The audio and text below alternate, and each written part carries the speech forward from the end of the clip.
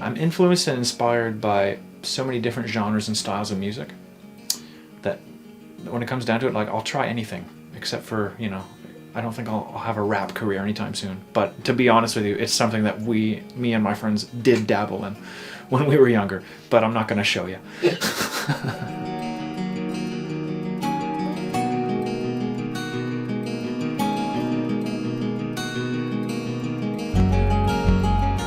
So music for me runs in the family. At a young age of probably 8 or so, I probably picked up a guitar for the first time. My interest peaked and I started playing drums as well at the age of 10 and dabbled a bit with, I guess, piano and singing. I started singing around 12 or 13 maybe.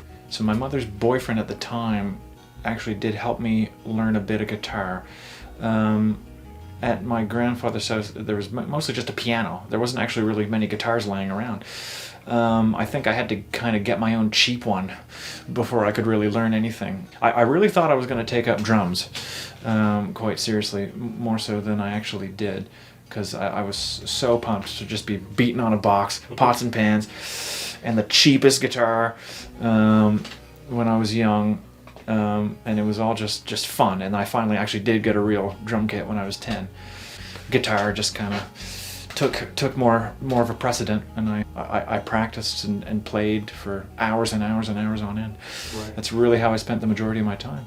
I credit my junior high music teacher, actually, Mr. Rothwell. I really enjoyed playing in the school band in junior high, in stage band and senior band. And back in those days in junior high, there were a few local bands that really did inspire myself and my bandmates now to actually get on our feet and try. There were some really good bands back in the day, Capsized and Isolated and Carrie, and which has Winter Sleep has roots in that band. There's a lot of great bands, a lot of great musicians that are from the area, Brian Borchert and the Winter Sleep guys and so on and so forth. Guys like Trevor Murphy as well, who played in other bands. Man, when I was in junior high, they were kind of in high school. I remember going to a show when I was like 14, I think, at the Lake Milo Boathouse, and that was kind of my first foray into that world, and I remember just blew my mind. Like, I was like, wow, holy moly. Between that and like the Battle of the Bands that would happen at the high school, and that there used to be shows down at the Cotton Mill on Water Street where bands would play. Bands from Halifax would even come down. Those are great days. And seeing live music in that environment really kind of helped me formulate my style, and just like inspired me to want to even try to write my own music, which I started doing in my early teenage years. I mean, obviously, nothing that I would show anybody today. I don't even know if I would remember some of those songs. The first band that we put together, I don't even know if we had a name. We played in Frost Park when we were 10 years old, and we didn't have any songs. We just made noise for an hour.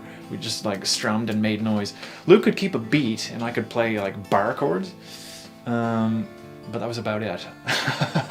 And beyond that, it developed. Like, as we got older and our skills improved, we started to write songs that were a bit more coherent. And I remember when we were 15, we played at the Yarmouth exhibition. The band was called Downfall. This was myself, Luke, and a guy named Michael Stoll. And we did have our own songs at the time, very kind of progressive and rock and like depressing, because that's the type of music we were listening to. And it was the first time I had ever sung in public, and I was petrified.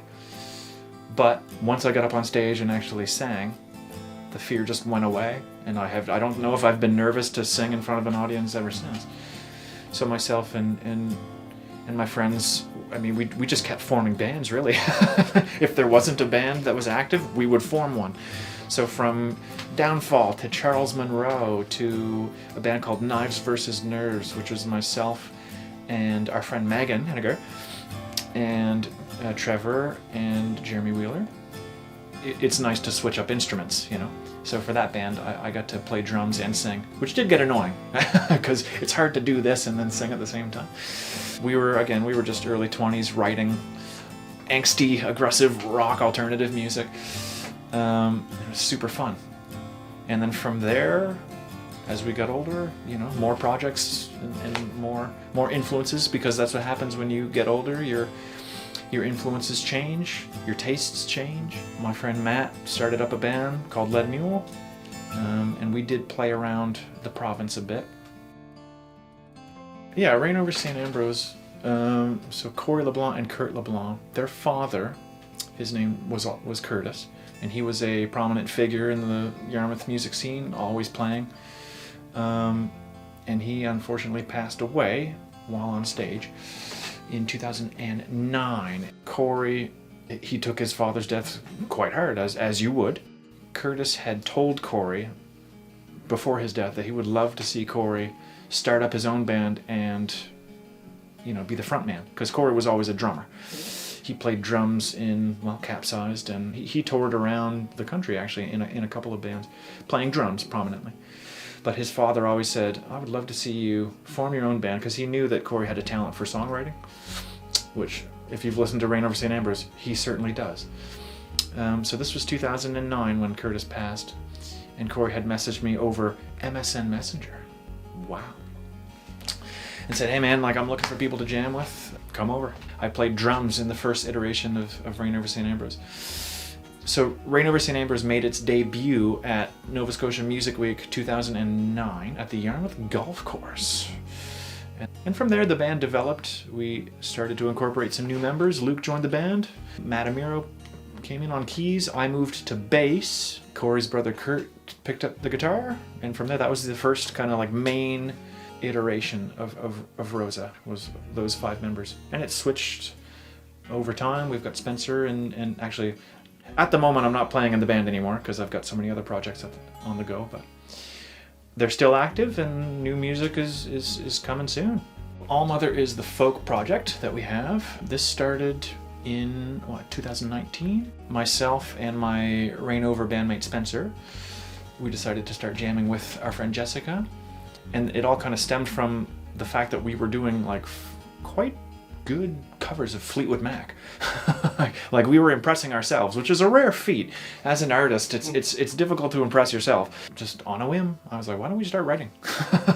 And we did, and we wrote some phenomenal songs that we're very proud of. It's easier when you're in a group of people. That collaborative spirit, that's the driving force behind All Mother, really, is how collaborative it is, and how much we love writing together. It's kind of my one of my main active projects at the moment. There's a divide there. There's the singer-songwriter acoustic folk version of me, and then there's like the progressive rock and metal, dark and murky side of me that takes hold. And actually, I'd like to think that there's a third. I'm obsessed with pop music as well. It's just something I've never learned how to produce. I would love to produce like bubbly, right, very kind of catchy pop music. I've never successfully been able to do so. It's quite refreshing to be able to bounce between the styles. Too much of something, you kind of can get weighed down by it if you're immersed in something for too long. That's why I like having multiple projects. Even with a band like Reign Over St. Ambrose, that's totally different from the folk stuff, and it's totally different from the metal stuff. And it's nice to be able to take a break from one and focus on another for the time being. So throughout the years, I've been putting some of my music, my covers specifically, on YouTube. That's a great way to get yourself out there. And I've been lucky enough to gain some opportunities from that. From my YouTube covers, I was discovered by a guy in Montreal, my friend Dominic Schiffarelli, who asked me to join his band. 3 years, 2014 to 2016, I was there. Shot a lot of videos, played a lot of great shows. I played bass in that band. Just like a crazy, to think that it even happened is amazing to me. And that's the power of the internet, like how you can be discovered. And also through my covers, I was contacted by a group from Greece called Fragment that asked me to sing for them. And so that's what I'm doing now. Fragment Soul and All Mother are the two main projects that I have on the go at the moment. And with Fragment Soul, I hope to be going overseas and playing some big shows. It's a great opportunity. I couldn't say no. Like, despite the fact that I have chronic health issues, which is a big hiccup in my life.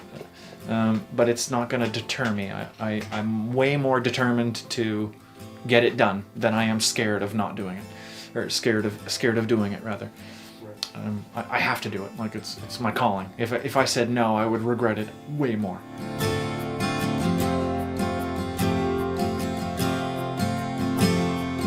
I started teaching in 2014 after I was fired from a retail job.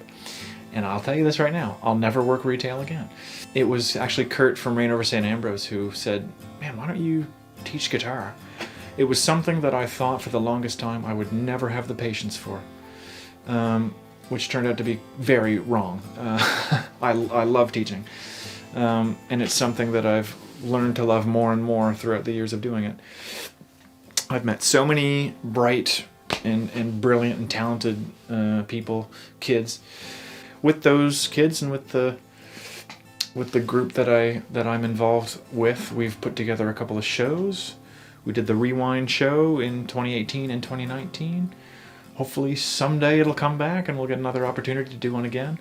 But that was truly one of the most fulfilling and like meaningful moments of my adult life. Is just like seeing the joy and the fun and just like the purpose that it brings to both me and the kids that played the show. Because there's nothing better than mentoring someone and watching them grow and prosper and kind of break out of their shell and then get to perform and to see that come to fruition is truly inspiring. I would love to do that as much as possible.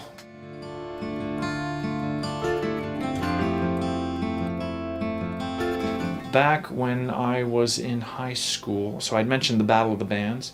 That was actually before I was in high school.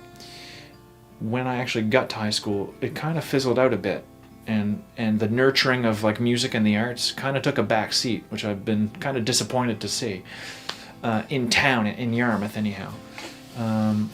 Whereas in Tuscot and those areas, they've got like Mule, and they've got the up and coming, and they've got all kinds of opportunities to perform, and again, like they nurture the arts a little bit more there. So I have found that since I teach in Pubnico as well, there's a lot of kids there that are just inherently interested in music because of their exposure to it.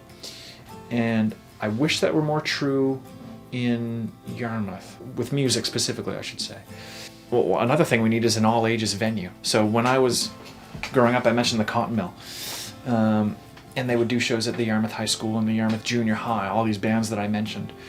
And we could go there as kids and watch them, and that was fine. Nowadays, that doesn't exist. There's no venue for a kid to go watch music. It's all the bars, right? 19 plus. Unless it's, the 1 or 2 times a year like Sarmu or any of those things that I mentioned. They only happen every so often. So I would love to see an all-ages venue of sorts spring up in town. That'd be great. For myself personally, I'm never going to stop creating. I can't. It's in my blood.